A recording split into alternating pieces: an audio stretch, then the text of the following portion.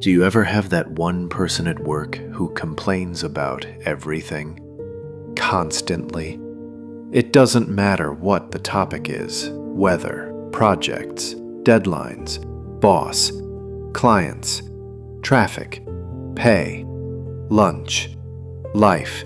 There is always something wrong, always something unfair, always some reason why they are the victim again. And it's strange, because nothing ever seems to make them stop.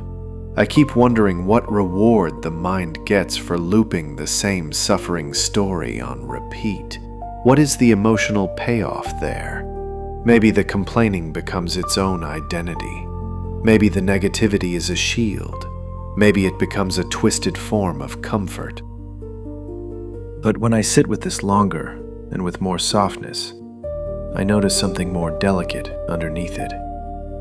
It's not just complaining for the sake of noise. It's not simply dissatisfaction paired with dramatic performance. It's like they've built a worldview where they are powerless by default, where life is something that happens to them and never something they can actively shape, influence, or alter track. At some point in their story, blame became protection. Victimhood became a kind of emotional safe house. Because if everything is external, then nothing is your fault. Nothing is your responsibility. Nothing requires you to risk changing your inner architecture. And maybe that is the hardest leap of all, because responsibility naturally invites discomfort. It invites accountability. It invites the possibility that you could do more than you've allowed yourself to believe. This is where I begin to wonder, is complaining simply an easier way of not confronting possibility? Because possibility is terrifying. Possibility means the future can move in more directions than one. Possibility means uncertainty, and uncertainty is a risk. Complaining, on the other hand, is certain, familiar, predictable. It may not lead anywhere new, but at least it won't surprise you. There's that old story about the bird. The one kept in a cage while young, wings clipped so it couldn't fly beyond the little radius of its enclosure. The bird tried, again and again, and every attempt only led to pain. Eventually, the bird stopped trying altogether. The wings eventually healed. The possibility returned. The body recovered. But the mind never updated. The cage wasn't made of metal anymore. The cage was belief. The memory of helplessness had become stronger than the truth of freedom.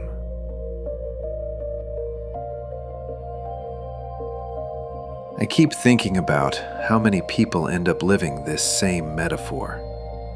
They may not realize it consciously. They may not articulate it verbally. But a lot of minds are living as if their wings were never restored. A lot of minds assume the pain they once felt is still waiting outside the gate. And so complaining becomes like a sedative. It becomes the blanket that keeps them from even touching the door. And what becomes even more difficult is the part no one really talks about. What do you do when you care about such a person? When you actually see their potential? When you see who they could become if they allowed themselves even the smallest leap of possibility? How do you help someone who is unconsciously committed to staying powerless? Because trying to help someone who does not believe they have wings can start to feel like drowning with them. There is a point where empathy becomes heavy. There is a threshold where compassion begins to weigh like an anchor. Trying to lift someone who doesn't believe in flight is emotionally exhausting. The more you try to pull them up, the more tightly they may pull downward. I've been there before. I've tried so hard to lift someone from hopelessness that I lost my footing. And there is a strange kind of guilt that follows when you realize your own lungs are struggling while you're trying to hand someone else air. There is a thin line between supporting someone and being swallowed by their narrative. So then I begin to wonder, maybe the answer isn't about forcing them out of their cage at all.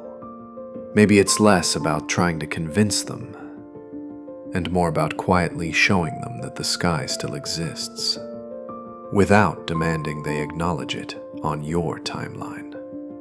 Maybe the shift happens not through argument or rescue, but through something softer, something slower, something that doesn't require anyone to win or anyone to be right.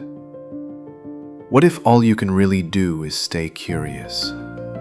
Curious about their story, curious about your own, curious about the possibility that both of us might be carrying injuries that healed long ago, but we still behave like they haven't.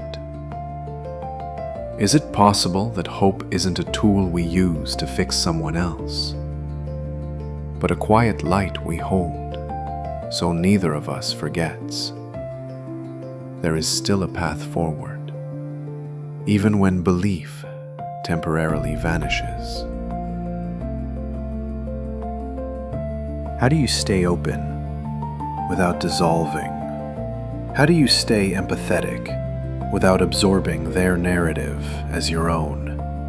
How do you remain willing to try without letting their hopelessness become the gravity of your world? I don't fully know the answers. I don't think anyone truly does. But I keep circling back to the idea that maybe part of growing up emotionally is realizing you can want someone to heal deeply without making their recovery a condition for your own peace. I can keep trying. I can keep offering presence. I can keep noticing the small moments where possibility peeks through cracks in the armor. But I don't have to abandon myself to prove that I care. And I don't have to take every failed attempt as evidence that trying is pointless. Because even when the outcome is uncertain, even when help fails more than it succeeds, even when someone refuses to believe they can ever fly again, hope, like responsibility, might still be worth fighting for.